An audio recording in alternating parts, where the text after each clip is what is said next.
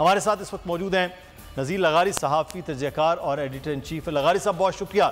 آپ کے وقت کا۔ فیاض الحسن چوہان صاحب ہمارے ساتھ موجود ہیں، استحکام پاکستان پارٹی کے رہنما ہیں۔ بہت شکریہ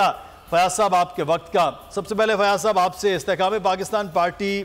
2 دن پہلے جہانگیر ترین صاحب جو ہے انہوں نے بھی میڈیا سے گفتگو کی ہے اور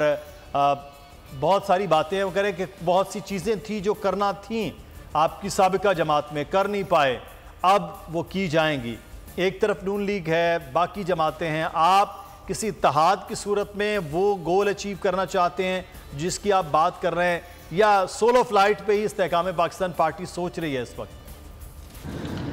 بسم اللہ الرحمن الرحیم۔ دیکھیں، جہانگیر ترین صاحب نے بالکل ٹھیک کہا ہے کہ پچھلی حکومت میں جو ہم کرنا چاہتے تھے اس میں 50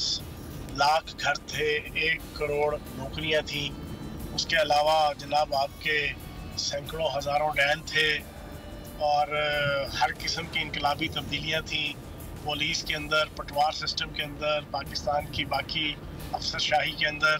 غریب عوام کو مہنگائی کے چنگل سے بچانے کے لیے وعدے وہی تھے۔ لیکن میں یہ سمجھتا ہوں کہ ان میں سے کچھ بھی نہیں ہوا، نہ 50 لاکھ گھر بنے، نہ 1 کروڑ نوکریاں ملی، نہ جناب غریب کا چولہا جناب چلنا آسان ہوا، بلکہ مجھے یاد پڑتا ہے 19، 20 اور 21 میں جو مہنگائی کا طوفان بدتمیزی آیا تو بینگ اے منسٹر اور being a P T I representative ہم تو لوگوں کے سامنے نہیں جا سکتے تھے، ہم تو جناب گلی محلے میں پراپر طریقے سے موو نہیں کر سکتے تھے، لوگ جس انداز سے گلے شکوے اور اعتراضات کیا کرتے تھے اور ان کی جو اپریہنشنز اور ریزرویشنز ہوا کرتی تھیں، تو واقعتاً وہ چیزیں نہیں ہو سکی۔ اور انشاءاللہ اب ہم نے ایک مینیفیسٹو دیا ہے، ایک ایجنڈا دیا ہے، اس کے تحت انشاءاللہ ہم کوشش کریں گے کہ غریب عوام کو فیسیلیٹیٹ کریں۔ جو منشور ہم نے دیا 300 یونٹ بجلی کے صارفین کو فری بجلی دینا، موٹر سائیکل سوار کو ہاف پرائز پہ پٹرول دینا، 12 ایکڑ کے کاشتکاروں کو فری بجلی اور ڈیزل کی فراہمی کرنا،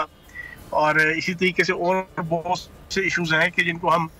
احساس پروگرام میں جو اربوں روپے لگائے جاتے ہیں اور عام عوام کو ایک بھکاری بنا دیا جاتا ہے، ایک خیراتی اور زکاتی بنا دیا جاتا ہے، ادھر سے نکال کے ہم ان کو ایک باعزت طریقے سے